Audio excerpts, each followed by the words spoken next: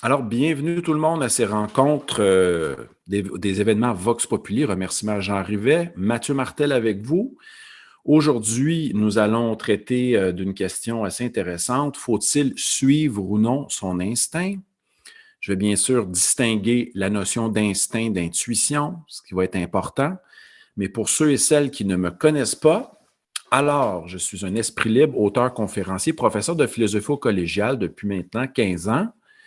Et je donne des rencontres en présence à Montréal depuis 2005. Je remercie Jean de m'avoir donné la possibilité de faire un baptême dans cette voie-là, que j'aime beaucoup, la voie de l'expression et de l'expérience consciente en présence. Mais souvent, pour pouvoir rejoindre les auditeurs à travers le monde, on passe quelquefois par de ces rencontres ici. On salue nos amis français qui vont nous écouter et les amis québécois également. Ces rencontres Zoom, conférences d'une heure, permettent justement de rejoindre un plus grand nombre de personnes. Et il y a aussi mes rencontres Facebook Live également. C'est aussi l'objectif parce qu'il y a des gens qui sont vraiment loin et ça nous permet de nous rencontrer quand même avec même la vibration se transmet à travers différents médiums. Alors, j'espère que vous allez bien, que vous portez bien. Petite rencontre d'une heure avec période de questions. Et vous allez voir à quelques reprises, hein, ici j'ai un petit plan à côté de moi, mais je ne sais jamais comment va se dessiner la rencontre. Je ne sais jamais ce qui va se passer, donc je vais m'étonner moi-même et il se peut qu'à quelques reprises, vous vous sentiez interpellé. Il y a des gens qui m'écrivent, Mathieu, on dirait que tu m'as parlé directement? Est-ce que c'était à moi que tu t'adressais? Mais pas tout à fait. Je m'adresse à l'être humain universel. Hein. Spinoza définissait l'être humain comme un être de désir et de compréhension. Un être qui prenait conscience à chaque instant, bien sûr, s'il était en accord avec sa nature profonde, prenait conscience et tentait de se comprendre. Donc, il y avait une part de désir et de recherche de compréhension. Notre thème aujourd'hui, suivre son instinct ou non. Faut-il suivre son instinct ou non? Est-ce que l'instinct est quelque chose qui est propre à l'être humain ou plutôt à l'animal? Est-ce que l'instinct se distingue de la notion d'intuition? C'est ce que c'est le chemin que nous allons parcourir ensemble aujourd'hui. C'est bien sûr, je vais commencer par quelques petites définitions. Donc, allez voir ce qu'on entend en général par la notion d'instinct et aussi je vais vous présenter ma définition d'intuition. Puis on va essayer de regarder ensemble dans quel sens nous employons ce terme-là, l'instinct, lorsque nous parlons d'instinct à travers nos expériences quotidiennes. Donc, on va commencer avec la notion d'instinct comme ça, simplement pour mettre quelques petites bases en place parce que ça s'impose, parce que c'est souvent un terme qu'on associe aux animaux, déclarant que les animaux fonctionnent de manière instinctive. Donc ici, et on l'associe à un comportement inné. Mais allons-y avec une proposition générale. L'instinct serait une forme de don ou de disposition naturelle, une aptitude à ressentir et à faire quelque chose. Et ça, ce qui est intéressant dans cette perspective-là, je vais répéter, un don, une disposition naturelle, une aptitude à ressentir, à faire quelque chose, cela peut s'appliquer à la fois aux animaux et aux humains. Mais ce qui est le plus propre, ce qu'on peut rajouter pour l'associer aux animaux, on va rajouter souvent dans des définitions générales qu'il s'agit d'une aptitude qui est innée. Donc, l'animal, qui est propre à une espèce, donc il a des aptitudes innées euh, et qui vont, par exemple, l'aptitude à se défendre, à se reproduire, à se regrouper avec ses pairs. Cela se fait sans qu'il y ait apprentissage. Donc, c'est comme si ça se cachait dans la nature et que c'est un comportement qui aidait l'animal à répondre à certaines situations. Il n'a pas besoin de l'apprendre, de l'acquérir, c'est tout à fait en lui. C'est sûr que ça ne s'applique pas à nous, êtres humains, qui avons développé, euh, qui nous développons à travers la culture, l'éducation et le contact avec autrui dans le temps, hein. Euh, Par exemple, la capacité de nager d'un être humain, ça va être un apprentissage à plus ou moins long terme, tandis que pour certains animaux, ça se fait de façon automatique dès qu'ils sont jetés à l'eau. Mais donc, revenons à notre notion. Aujourd'hui, dans le langage commun, on prend le terme instinct, as-tu suivi ton instinct? Oui, j'ai suivi mon instinct hier lorsque j'ai pris une décision. On va l'associer à d'autres synonymes. Par exemple, quelqu'un qui a du flair, quelqu'un qui suit son intuition, quelqu'un qui, qui a des fois la prémonition que certaines choses vont se produire, hein. Quelqu'un qui va écouter qui a des pressentiments sur les événements. Et je suis sûr que ça vous est arrivé car en tant qu'être humain, nous avons vécu ces expériences-là qui vont souvent s'exprimer par la phrase suivante: j'ai le pressentiment que cette personne-là ne me donnera pas de nouvelles. Je sens profondément que cette personne-là va m'appeler. Et là, on est dans le cadre plutôt d'un terme qu'on pourrait plus appeler l'intuition, que je vais définir de manière suivante, et j'ai ma définition, pardon, qui est un peu de mémoire. Donc, l'intuition humaine, qui selon moi n'est pas innée, qui peut être développée par la pratique. Certes, peut-être que des individus ont quand même des dispositions éveillées. Okay? Il y a comme un paradoxe, parce que certains ont vraiment une capacité intuitive ou de pressentir les choses, et cela se fait de manière très aisée.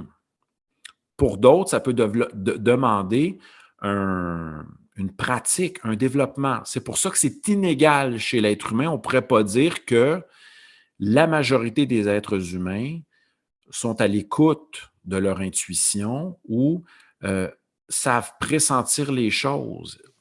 Je donnais l'exemple, il y a un de mes collègues qui me disait, lorsque je marche, on descend du train, des fois on discute ensemble, il dit: je ne me soucie très peu de mon environnement.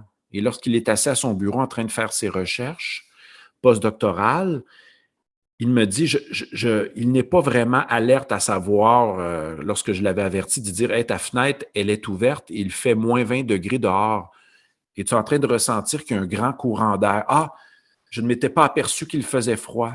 Ah, donc, il est tellement concentré dans ses objectifs et ses recherches qu'il a de la difficulté à pressentir, par exemple, un changement de température, un changement de luminosité, un son qui se rajoute dans l'environnement. Et la personne intuitive ou sensible est capable de dire: oh, je sens une odeur. J'avais dit à mon ami Martin, mon collègue: Martin, sens-tu que une odeur de gaz se propageait dans le corridor? Non, pas du tout. Et là, je rencontre un ouvrier qui travaillait au bout du corridor. Je lui dis: je crois que ça sent le gaz. Il dit: oui, on a des génératrices à l'extérieur qui fonctionnent. Donc, comment se fait-il que certaines personnes ne ressentent pas ces changements qui sont toujours se produisent au niveau sensoriel? On a parlé d'odeur, de luminosité, de chaud ou de température, etc. Et que d'autres sont hypersensibles et ressentent tout cela. Ça dépend peut-être de nos capacités, mais ça dépend peut-être aussi de l'attention que nous portons à ces phénomènes.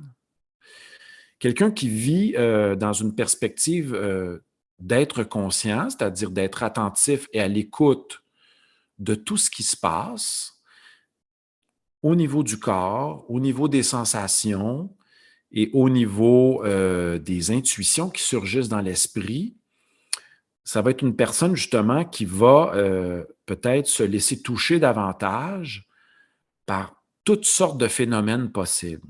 Venons-en maintenant à ma définition de l'intuition. Peut-être que certains vont la noter. J'espère que je vais m'en ressouvenir.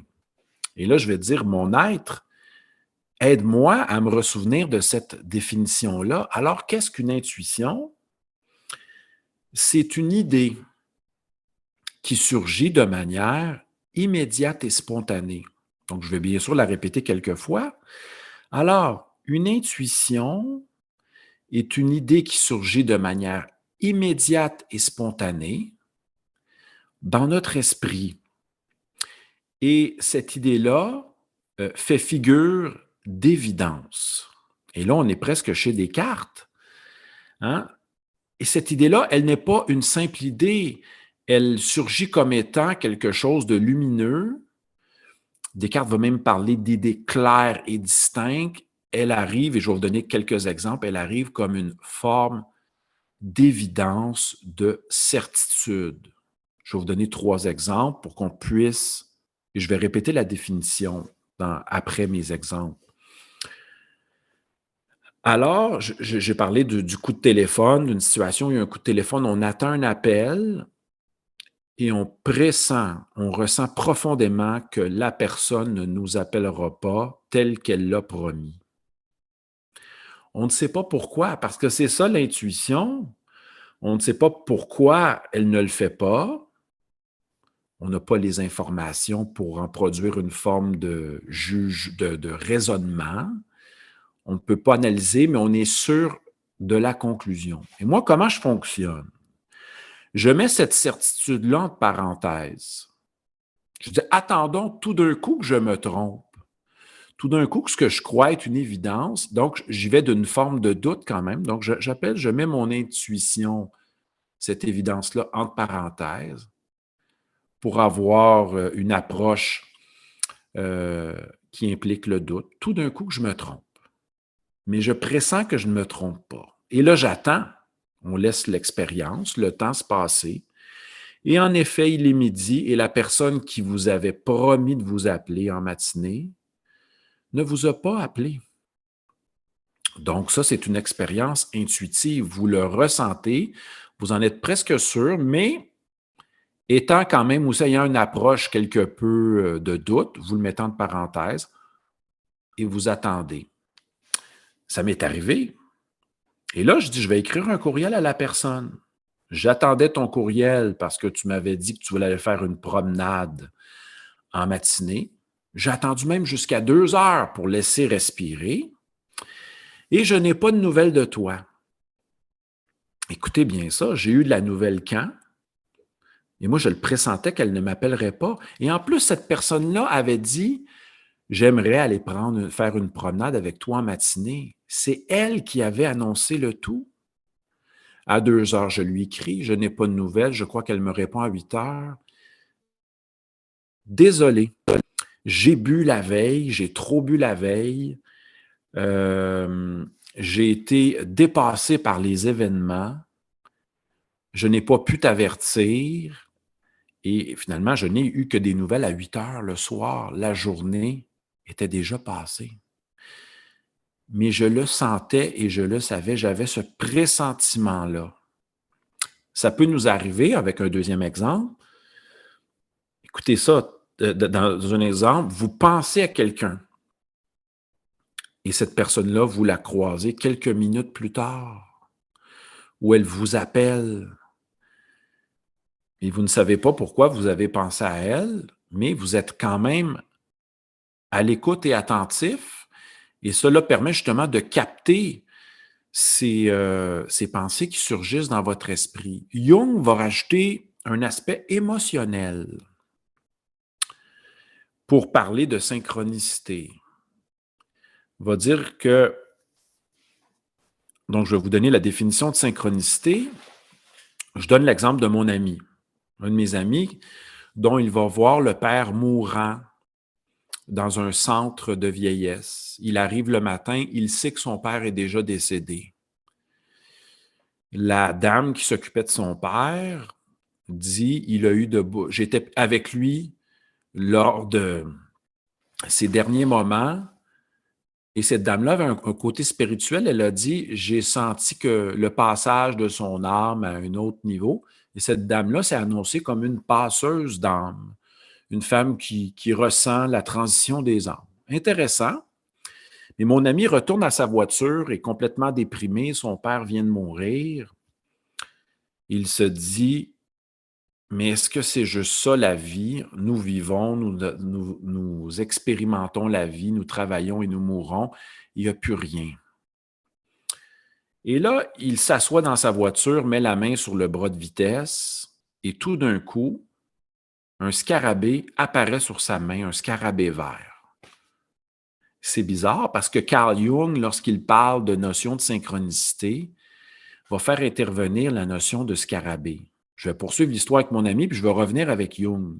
Lorsque Jung avait rencontré justement une patiente qui parlait d'un rêve d'un scarabée. Donc, mon ami voit un scarabée se poser sur sa main, et là, il a une forme d'illumination, d'émerveillement, car il avait mis dans son cou le matin même pour aller voir son père, un scarabée dans son cou. Et là, il se dit, il y a de la magie. Mon père est parti, un scarabée vert apparaît, j'en ai un dans mon cou, et là, l'émotion l'envahit. Je crois qu'il y a encore un sens, il y a encore une magie à la vie. Lui qui était presque sur le bord de dire tout cela la vie n'est qu'absurdité. Et là, à la dernière minute, lorsqu'il a ces pensées-là, le scarabée apparaît. Qu'est-ce qui s'est passé chez Jung? Une dame disait ne pas rêver souvent, fréquente, va à des séances de consultation, de psychanalyse avec Jung. Il dit finalement, la nuit dernière, j'ai rêvé un scarabée vert. Je rêve pas souvent, puis là, je me rappelle du scarabée. Et là, on entend dans la vitre un son sec. Il y a un insecte qui vient de frapper la vitre et Jung ouvre la fenêtre et de dire « N'est-ce pas le scarabée auquel vous avez rêvé? » Et là, c'est là que Jung a défini la notion de synchronicité comme étant, et je vais vous rappeler la notion de définition tantôt d'intuition, parce que je ne dois pas l'oublier. Et Jung dit, qu'est-ce que la synchronicité? C'est un lien acausal entre deux phénomènes. Un lien qui se produit justement entre le phénomène psychique du rêve du scarabée vert et la venue dans le monde physique d'un scarabée vert. Il n'y a pas de lien entre les deux au sens que ce n'est pas le fait de rêver au scarabée vert qui a engendré la venue du scarabée physique. C'est pour ça qu'ils appellent ça un lien non causal. Hein? Pour le situer dans un rapport de cause à effet. Mais ce lien va générer une charge, va être accompagné d'une charge émotionnelle. La femme qui fait jamais de rêve est heureuse de rêver un scarabée vert et là, elle aperçoit un scarabée vert. Là, après, il peut y avoir une analyse, etc., mais il y a une part émotionnelle. Donc, à chaque fois qu'il y a synchronicité, il s'agit d'une relation acausale entre un phénomène psychique et physique accompagnée d'une charge émotionnelle qui va amener l'individu à se questionner, à être étonné, émerveillé, renversé. Je vous conte mon expérience, d'une expérience, et ce n'était pas prévu que j'allais parler de ça. Écoutez bien ça.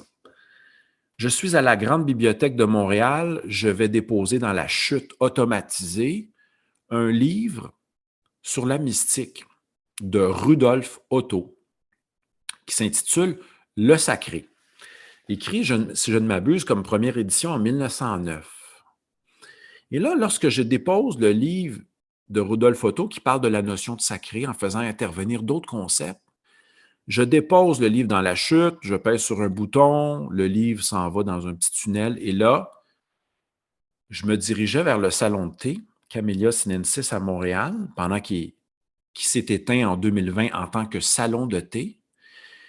Et là, je déclare, et là, ça monte en moi, là, je vais rencontrer une femme dans quelques instants. Mais je n'ai pas décidé, c'est ça. Donc, l'intuition n'est pas quelque chose de volontaire parce que ça surgit de manière spontanée et immédiate. Je n'ai pas décidé aujourd'hui, je vais déposer mon livre de Rudolf Otto et je m'en vais à la rencontre d'une femme ou j'ai un rendez-vous de prévu. Ça vient, ça vient me traverser. J'arrive là-bas, il ne reste qu'une place au bar. Il y a 4 sièges au bar. Je m'assois à côté, je me mets à lire. À un moment donné, une femme m'aborde, une étudiante au doctorat, qui faisait un doctorat sur la mystique. La mystique chez Georges Bataille et Hubert Aquin.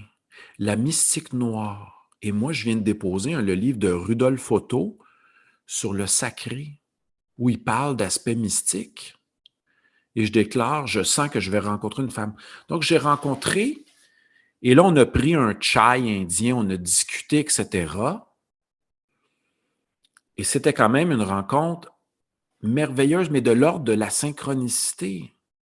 Nous ne savons pas ce qui va se passer dans la vie. Nous restons ouverts à l'imprévu, à l'inattendu, au spontané. J'ai juste capté en conscience, ça m'a traversé cette intuition-là, et par la suite, il y a eu synchronicité. Donc, vous avez sûrement déjà vécu des expériences de ce genre. Vous en vivrez encore. Certains me demandent, mais que faut-il comprendre de ces expériences-là? Je vois ça comme ça amène une part de... Ça laisse place au mystère. Donc, c'est comme on se fait étonner par ces expériences, traverser, transporter, et ça laisse une place au mystère. Tout n'est pas compréhensible par l'analyse rationnelle ou une analyse strictement physico-chimique, logico-mathématique.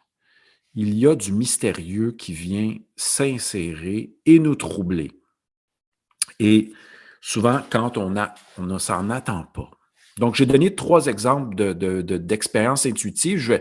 Je vais répéter ici ma définition. L'intuition, c'est lorsque de manière spontanée et immédiate, surgit dans mon esprit une évidence.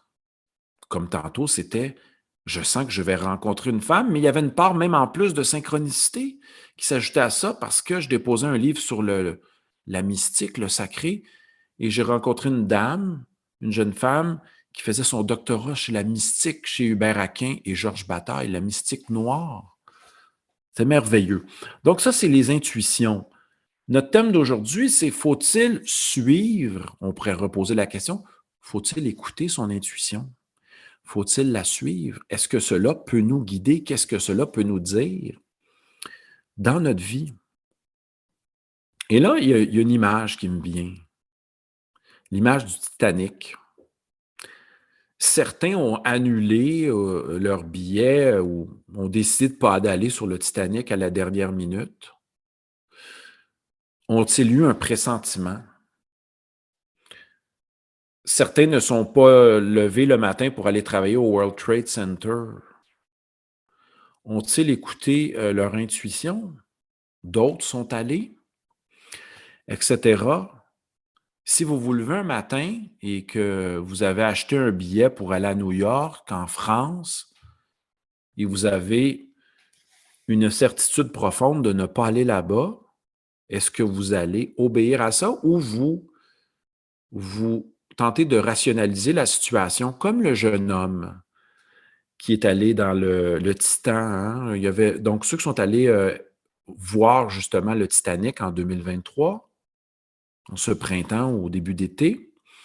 Il y avait un jeune homme qui avait dit à son père, je n'ai pas le goût, etc. Le jeune homme avait 19 ans. Et il l'a fait, il est allé pour faire plaisir à son père. parce que c'était la fête de son père, parce que c'était le souhait de son père, mais il n'avait peut-être pas assez d'individuation et d'autonomie pour déclarer: «C'est un non. Je ne le sens pas intérieurement». Et ce jeune homme-là avait sûrement, je pense, des craintes qui étaient justement rationnellement fondées, parce qu'une fois qu'on connaît toute l'histoire, les gens se sont aventurés dans un vaisseau tout à fait non sécuritaire à plusieurs niveaux. Il y avait eu des spécialistes qui les avaient avertis. Mais le jeune homme était quand même pris, et souvent nous sommes pris dans un cadre. Oui, mais c'est la fête. C'est une fête familiale. Oui, mais j'avais promis d'aller là-bas. Oui, mais je me suis engagé à aller à ce spectacle, mais je n'ai plus aucun appel intérieur. Et c'est là qu'intervient la philosophie de l'existentialiste de Jean-Paul Sartre, notamment, pour dire qu'à chaque instant, nous pouvons revoir nos positions. Nous nous inventons et nous prenons des décisions à chaque instant. Nous pouvons revoir les décisions prises il y a un mois, une semaine, la veille. Mais souvent, nous nous accrochons à la tradition, aux promesses. Ça va faire plaisir à quelqu'un. J'y vais et j'entends mes amis me déclarer: «Je n'aime pas mon travail, mais ce n'est que monétaire, ce n'est qu'alimentaire». J'ai 2 amis qui m'ont déclaré: «Je n'aime pas ce que je fais, mais je continue». Mais souvent, imaginons là, si nous menons notre vie en continuant dans un chemin qui ne nous inspire pas, il se peut justement qu'on perde cette acuité-là intuitive, que je vais appeler, par des formules, écouter son ressenti profond, être à l'écoute de son être, du soi. C'est sûr qu'à chaque fois qu'on s'en va au boulot, et j'avais une amie, je l'ai répété souvent, qui me dit, et là, puis là, j'étais quand même troublé d'entendre ça. Je suis tanné d'être dans la vente, mais je continue. C'est payant. J'ai beaucoup d'avantages sociaux, mais profondément, je ne veux plus. Et là, il y a un phénomène qu'on va appeler peut-être aller à l'encontre de soi-même. Agir de manière où on nie notre désir profond. Certains vont appeler ça la nolonté, la négation de notre volonté profonde. Est-ce que c'est vraiment vivre que d'aller à l'encontre de notre désir et notre ressenti profond? Et je crois que c'est là qu'on perd la notion d'être aiguisé au niveau intuitif. C'est que nous avons peut-être quelquefois démissionné. Au lieu de se dire, OK, être dans la vente pharmaceutique, cela ne me convient plus. Je vais écrire ça dans mon journal. J'ai le goût d'autre chose. De quoi ai-je le goût? Je vais mettre des mots-clés, des idées. OK, je suis en changement, en transition. Je crois que j'ai fait le tour. D'autres choses m'appellent. Mais la plupart ne font pas le saut vers qui ils sont parce que c'est confortable monétairement, ils ont peur d'avoir une moins bonne situation. Mais de devenir fleuriste et d'être heureux de préparer des bouquets de fleurs pour des gens, de faire de belles rencontres, d'être un peu payé, d'être moins payé qu'avant, mais d'être totalement heureux dans ce que nous faisons et de faire de belles rencontres, de rendre des gens heureux, de savoir qu'on fait une différence, c'est riche. Et on se prive peut-être de cette richesse-là. J'avais une amie qui m'avait dit à un moment donné, cela me tue d'aller travailler à chaque jour. Mais je vais le déclarer, je vais faire une affirmation, un jugement normatif. Il ne faut pas se rendre là. Sinon, qu'est-ce qui va arriver? Confusion, perte d'harmonie intérieure, errance, tristesse et même tout cela peut s'emmagasiner dans le corps, blessures, accidents, et cetera. Comme une amie, je vous conte cette histoire-là qui me vient. Une amie, elle était en couple, depuis 8 ans avec son compagnon et elle savait qu'elle devait arrêter cette relation-là et là, elle s'en va faire un tour de moto avec son conjoint et avant de passer dans le tunnel, elle le sent: «Nous allons avoir un accident». Mais là, écoutez bien ça, c'est une histoire vraie. Elle se met dans une bulle de lumière, de façon énergétique. Son père est un enseignant gnostique, ésotérique. Elle dit: «Je sens qu'on s'en va vers l'accident, je ne sais pas pourquoi». Elle avait l'intuition. «Je vais me mettre dans une boule de lumière». Finalement, ils ont eu l'accident, elle a été projetée, elle a tombé sur l'épaule, quelques douleurs à l'épaule. Elle est allée voir le physio, mais elle n'est pas décédée et après, elle a décidé d'arrêter la relation. Elle s'est dit: Je devais pas, nous ne devons pas aller jusqu'à la maladie, jusqu'à la douleur, la souffrance, la mort, quelquefois, pour nous éveiller. On peut le faire en conscience, sans passer par la souffrance. Mais cela, c'est un autre genre de travail, pas de travail, mais je reviens à Sartre. Cela, au niveau, comment dire, il dit au niveau, c'est très angoissant. C'est très angoissant le poids de la liberté. Parce qu'à chaque instant, comme ce matin, hier soir, il y a quelqu'un qui me dit: «Est-ce que tu viens prendre un verre avec moi?» Écoutez, là, il est 8h30. Je dis à la personne, puis elle insistait. J'ai dit: «Il est 8h30, je viens de donner un Facebook Live, je n'ai pas soupé, j'ai mangé un biscuit pour souper, je suis dans une période de jeûne, ma douche est prise» et la personne insistait. J'ai dit: «J'ai une conférence à donner le lendemain matin» et j'ai dit non. Et je suis content d'avoir dit non par respect, justement, j'avais besoin de je me détends le soir, je ferme les lumières, ou je mets des lumières bleues. Des fois, j'écoute des podcasts, des émissions, je prends une tisane, je me crée une préparation à la détente, au sommeil. Et je ne suis pas allé, je suis très content d'avoir écouté. J'ai dit: «Ça me stresse, là, ces demandes-là extérieures, je n'aime pas la manière d'être de la personne, c'est non». À un moment donné, la personne a compris: «Ouais, j'exagère quand même beaucoup, bonne nuit» et cetera. Oui, en effet, mais on était testés. Donc à chaque instant et c'est ça que Sartre nous dit, c'est ça qui est pesant et pas facile. À chaque instant, la vie est fraîche, elle est nouvelle et nous sommes amenés à prendre des décisions, à choisir.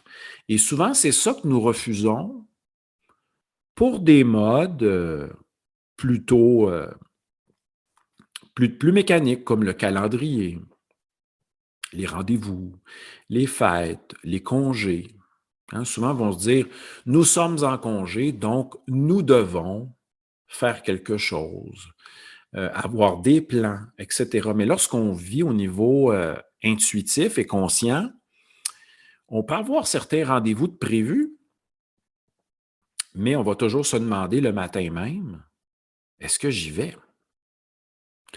On peut aussi le déplacer et toujours être éthique et écrire à la personne et de lui déclarer, écoute, ça ne fonctionne pas pour aujourd'hui, l'avertir quand même à l'avance, parce que notre pressentiment, là, on a quand même souvent un jeu de quelques heures de dire ça ne fonctionnera pas.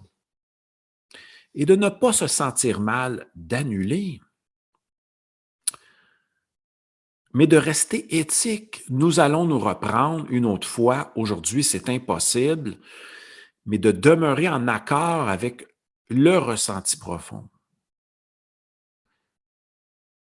Et Sartre va toujours nous encourager à nous redéfinir, à nous repositionner.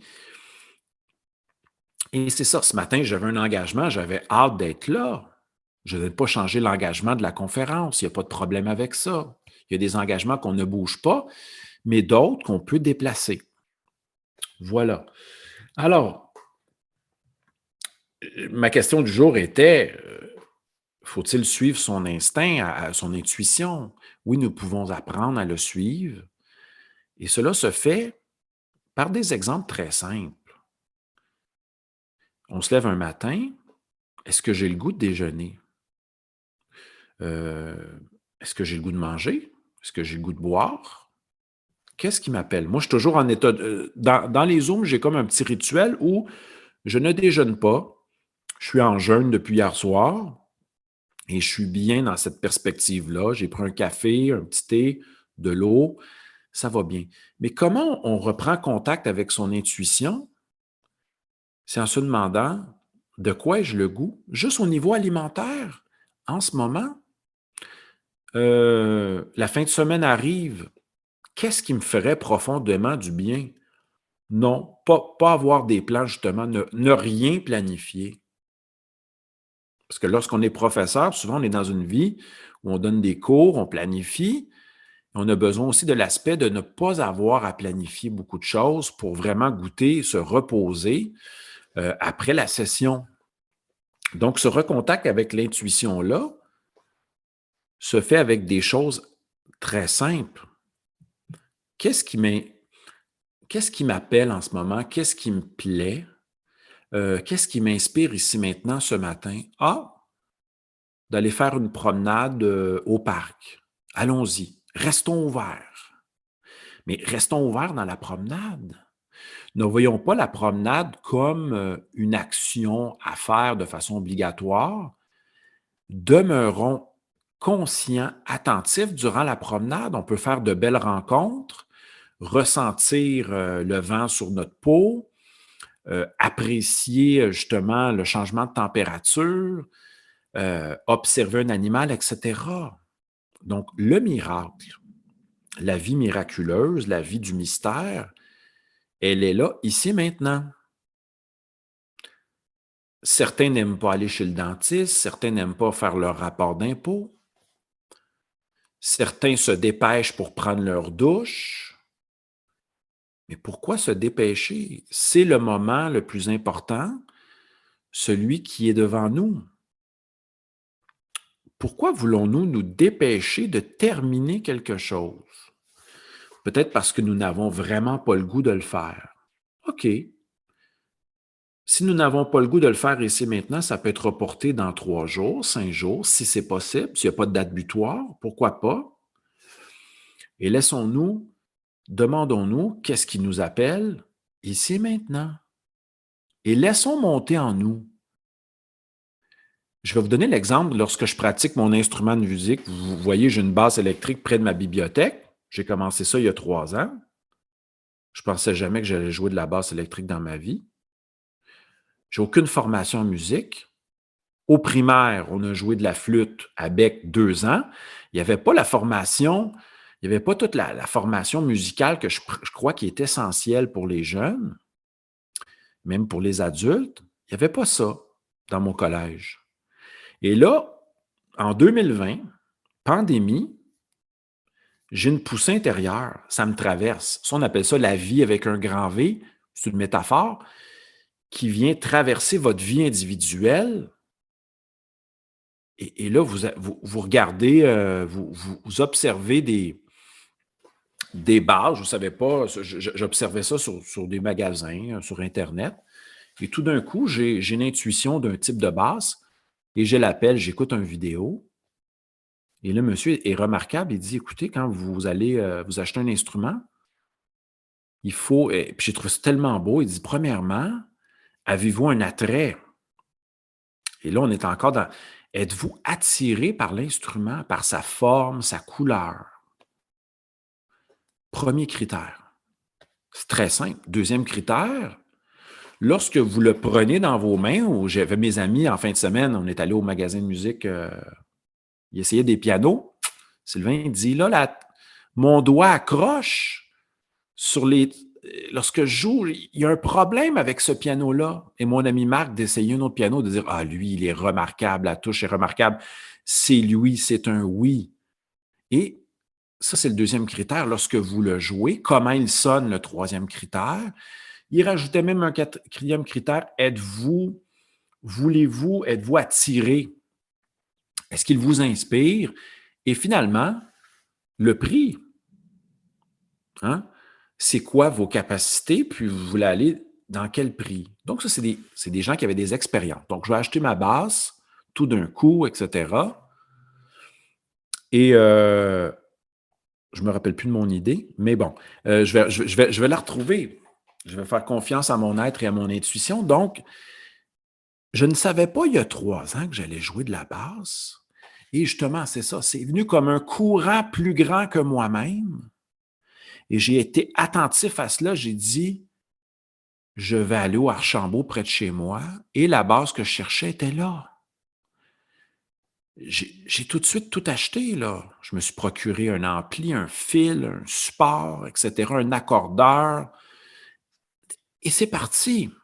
L'aventure a commencé.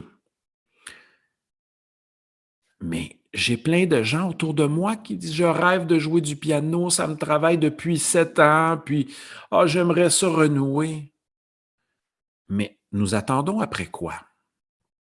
Justement, mon ami qui est allé essayer des pianos en fin de semaine, écoutez l'histoire, là. Écoutez, et mon ami sort peu de chez lui. Et là, on est allé le chercher en voiture. On vient de chercher vers 13 heures, on s'en va au magasin de musique, s'amuser, explorer, essayer des instruments, sans but. Et là, il déclare en plein après-midi,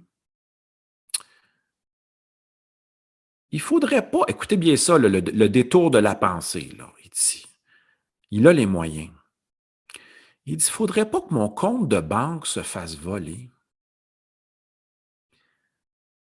pour que, mais là, imaginons que je me fasse tout voler mes épargnes, puis là, je n'ai plus d'argent, je ne pourrais plus jouir de m'acheter un piano. Donc, il se dit ça. J'ai dit, la vie est courte, vas-y, saute. Et finalement, il s'est procuré deux petits pianos. Mais pourquoi attendons-nous? Pourquoi sommes-nous paralysés? Nous hésitons tant? Peut-être parce que nous ne suivons pas l'élan intuitif. Et là, je reviens à mon idée. Quand vais-je pratiquer la basse?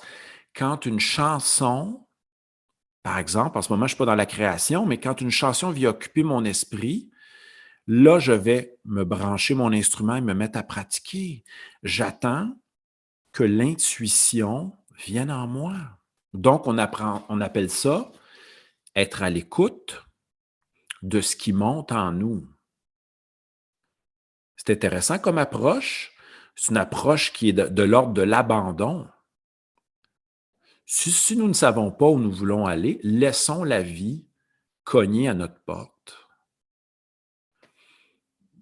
Et souvent, des fois, les cadeaux viennent de l'extérieur. Je vous donne un autre exemple.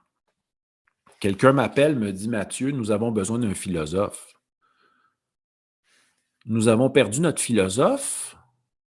Il ne nous donne plus de nouvelles. On a besoin d'un conférencier pour animer des causeries philosophiques 2 fois par mois. J'ai dit, j'ai jamais donné ça, des causeries philosophiques. On appelle ça des cafés philo.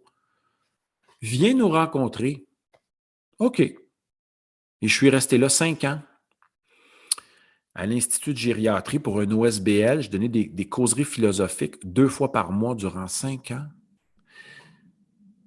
Donc, la personne, quand la vie vient nous chercher comment?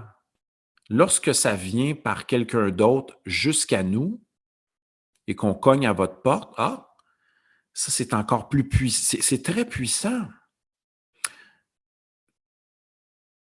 Mon ami Martin, il prend un cours de chimie au collégial, au lycée, mais il a déjà une licence, un baccalauréat en histoire de l'art. Et sa prof de chimie, je vois que tu as des talents comme chimiste, tu performes bien, ça va bien, ça ne te tenterait pas de faire un diplôme collégial en tant que chimiste. Et finalement, il se fait refuser dans sa demande de maîtrise dans un autre domaine. Et le collège l'a déjà inscrit en chimie sans qu'il le demande. C'est ça la vie.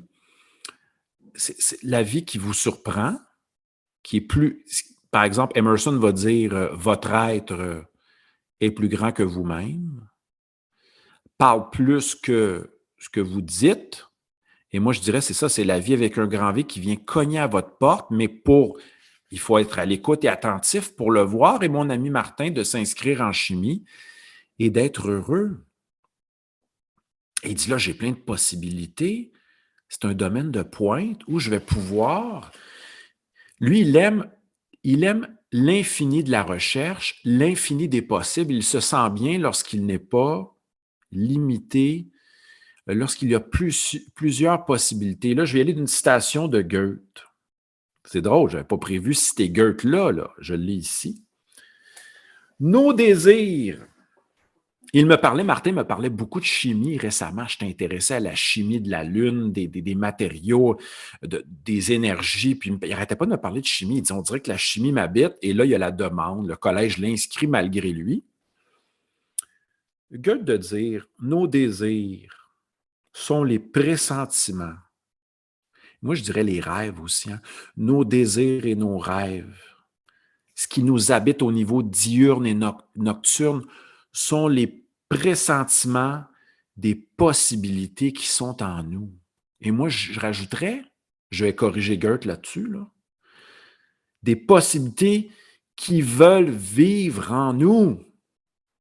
Je répète, nos désirs et nos rêves sont les pressentiments des possibilités et de la vie qui veut vivre en nous.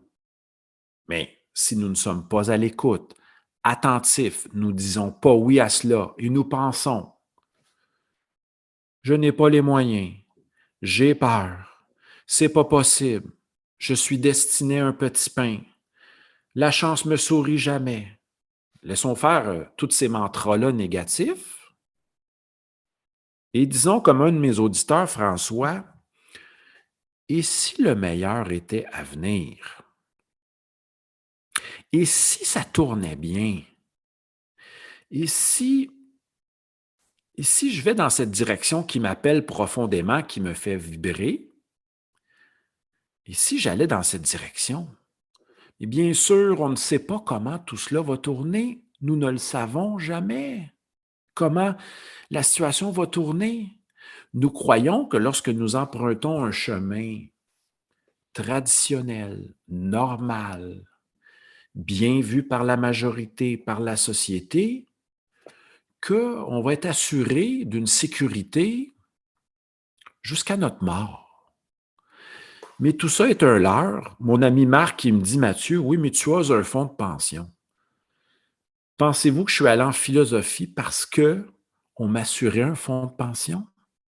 Pensez-vous que à chaque matin, je me dis, ah, bienheureuse sécurité, je m'accroche à mon fonds de pension. J'ai toujours vécu en favorisant ce qui me plaît, ce qui est plaisant, ce qui est inspirant, ce qui est stimulant, ce que j'aime au moment présent, et je sais qu'il n'y a pas d'autre cadeau que cela. Ce qui fera dire à Hillel, le sage juif, hein, qui va poser certaines questions en disant « Quand, sinon où, sinon maintenant, quand, sinon ici ?» Ça ne veut pas dire que je n'ai pas de projet. Mes projets, je les dépose sur une feuille, je tente de les accomplir, mais la vie, j'accorde de l'importance, de la gratitude à la vie maintenant. Quand tantôt j'ai croisé mon ami Charles en sortant du café, j'ai dit, Charles, qui parle au téléphone, j'ai dit, Charles, je m'en vais poster 3 livres. J'ai fait un tirage hier dans un webinaire, un live. Je m'en vais poster 3 livres au bureau de poste. Il dit, j'ai une lettre dans mon sac. Je m'en allais au bureau de poste. Donc là, qu'est-ce que je me dis? Wow, il dit, j'ai le temps, c'est harmonieux. Donc, nous allons jusqu'au bureau de poste. Après, je dis, je m'en vais sur la rue Castelnau parce que j'ai une conférence à donner. Il me dit, je m'en allais sur la rue Castelnau à Accès Montréal payer une contravention. Ça donne bien. Et là, on a une discussion pendant 20 minutes et j'arrive juste à temps pour la conférence. Et là, qu'est-ce que je me dis dans ce temps-là? Wow! Quand tout coule comme ça, tout est harmonieux, tout est facile et qu'il y a même une synchronicité au niveau de la poste et que je fais de belles prises de conscience avec mon ami Charles, je dis, OK, je crois que c'est un écho. Et là, je fais une petite interprétation. Je crois que je suis un courant qui est harmonieux, qui est aisé, qui est facile. Je crois que mon être emprunte ou est en train de tracer un chemin qui est, euh, qui est favorable. Donc, les synchronicités, les intuitions, comme ça, sont des petits moments auxquels il ne faut pas s'accrocher tout le temps, mais de voir ça comme des échos que, oh, il y a une petite magie, un mystère. Moi, souvent, je vais déclarer que, oh, ça amène des épices à la vie euh, parce qu'on aime l'harmonie, on aime les belles rencontres et quand c'est fluide. Donc, je vais prendre les termes comme la situation est harmonieuse, fluide, je sens un appel profond. Le lieu où je donne les conférences que j'ai baptisé la Maison de l'Être ou la Casa Essentia, avant d'habiter ici, je voyais les ouvriers, euh, comment dire, rénover ou restaurer le vieux bâtiment dans lequel je reste et j'avais un élan. Je dis, je veux rester là. C'était fort. Mais je ne sais pas pourquoi. Donc, on vit comme ça. Je ne sais pas pourquoi je dois aller parler à cette personne. Je ne sais pas pourquoi. Et c'est ça l'intuition. On ne sait pas pourquoi rationnellement, mais il y a un appel. Donc, on va retenir ça aujourd'hui. L'élan, l'appel profond. Je dois aller m'inscrire dans un cours de dessin, mais je ne sais pas pourquoi. Vas-y. J'ai le goût d'acheter un instrument, mais je ne sais pas pourquoi. Ça me dit d'aller parler à cette personne-là, mais je ne sais pas pourquoi. Et là, finalement, pour revenir à l'exemple de mon lieu ici, écoutez bien ça. Je sens que je dois habiter ici. Bon, allons voir dans les petites annonces s'il y a quelque chose de disponible. Ah, je vois un appartement. J'écris à la personne, elle me dit tu peux venir jeudi visiter. Et là, mon père rentre à l'hôpital. Ça vient créer un peu de confusion de mon côté. Il fait froid, c'est l'hiver. Le soleil se couche très tôt. Il fait -20 dehors. Je décide d'aller visiter 2 autres appartements qui étaient disponibles dans le même bloc et je vais pratiquer mon intuition. Je ne vais pas tout de suite voir celui pour lequel j'ai eu un appel de façon immédiate. Donc, je vais visiter la veille 2 autres appartements. Et là, je dis, Mathieu, tu dois pratiquer comme la pratique de l'intuition. Comment te sens-tu? Est-ce un oui? Est-ce un coup de cœur? Je vais au 5e étage. Écoutez bien ça. Trop cher. Aucun appel intérieur. Pas très charmant. À côté de l'ascenseur. C'est un non. On descend au 3e étage. Oh, intéressant, mais trop petit. Prix intéressant, charmant, mais pas de coup de cœur. Je laisse passer le temps. Mon père finit par sortir de l'hôpital. Début janvier, ça brasse dans mon autre appartement, les voisins sont bruyants, j'en peux plus. J'ai dit, je m'en vais sur Internet, je vais voir. L'appartement que j'avais ciblé, le premier, est encore là. J'écris au monsieur, à l'agent. J'ai dit, je vais visiter. Il dit, demain, mercredi, est-ce que ça te va? Parfait. Je rentre là. C'est un oui. Donc, je ne suis pas au 5e, pas au 3e étage, mais au 4e. Et là, j'ai dit, on signe où, qu'est-ce qu'il y a à faire, etc. Je me sens bien. Tout est parfait. Et j'entreprends les démarches. et finalement, j'habite ici. Mais je vais juste insister sur l'élan et l'appel émotionnel que j'avais envers. J'ai dit, je dois absolument appeler cette personne-là, l'agent, pour régler parce que c'est trop fort comme appel intérieur. Je dis, on va mettre ça de côté. Au moins, quand j'appellerai puis je visiterai, d'où l'importance, les amis, d'aller expérimenter, aller sur le terrain, expérimenter. Après, j'avais mis le tout entre parenthèses. Donc, ça sera réglé. Soit que je signe et qui est disponible et qui est pour moi et tout cool, ou soit que j'en finis avec cette idée obsessive-là. Parce que à chaque fois que je passais devant, j'avais un appel, je ne savais pas pourquoi. Donc, ça vous est peut-être déjà arrivé au sujet d'un livre, au sujet d'une offre d'emploi, d'appeler quelqu'un, d'aller, je dois aller visiter, faire une promenade dans cette montagne. Ça m'appelle vraiment trop. Ou quelqu'un, je donne une dernière histoire et je vais accueillir vos questions par la suite. Il y a un ami qui sentait qu'il voulait aller s'installer à Val-David ou dans le Nord pour enseigner l'Ayurveda. Écoutez, c'est pas lui qui a décidé volontairement d'aller s'installer dans le Nord. C'est la vie qui est venue cogner à sa porte. Et on lui a dit, il me l'avait conté cette histoire-là, je crois. Jonathan, on veut que tu viennes donner des cours dans le Nord. On a des jeunes clientèles. On veut que tu viennes donner tes formations. Et Jonathan, par la vie qui est venue vers lui, il a dit, il y avait pensé il y a une couple d'années de bouger, de sortir de la ville et d'aller vers le Nord, c'est-à-dire le Nord au-delà de la route 15. Je crois qu'il s'est installé à Val-David ou Valmorin, je ne sais pas. Mais la vie est venue vers lui, mais il l'avait intuitionné. Donc, la vie est venue chercher, j'espère que vous allez être prêts, quand la vie va venir cogner à votre porte et que vous allez écouter votre cœur et dire oui à cet élan-là. Sur ça, les amis, je me calme un peu et je vais juste en profiter pour vous remercier, puis je vais accueillir vos questions dans quelques instants.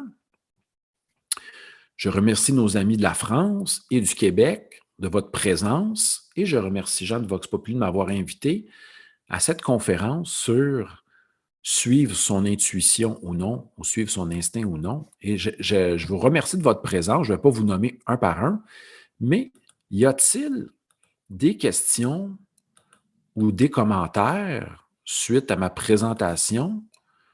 Gênez-vous pas, vous pouvez lever votre petite main ou ouvrir votre micro pour me poser une question ou pour fournir un commentaire. J'en profite ici pour saluer Yolande, Carole, Nicolas, Susanna, Gabrielle, Louise, une habituée, Joël, Linda et Karine. Avez-vous des questions, des commentaires? J'espère que vous avez apprécié cette rencontre qui était notre 10e. Hein. Je vais juste rappeler que si vous allez rapidement comme ça, vous allez sur Internet, tapez voxpopuli.tv YouTube, vous avez de magnifiques conférences, pas juste les miennes, il y en a une dizaine, on va être rendu à 10, mais des grands conférenciers comme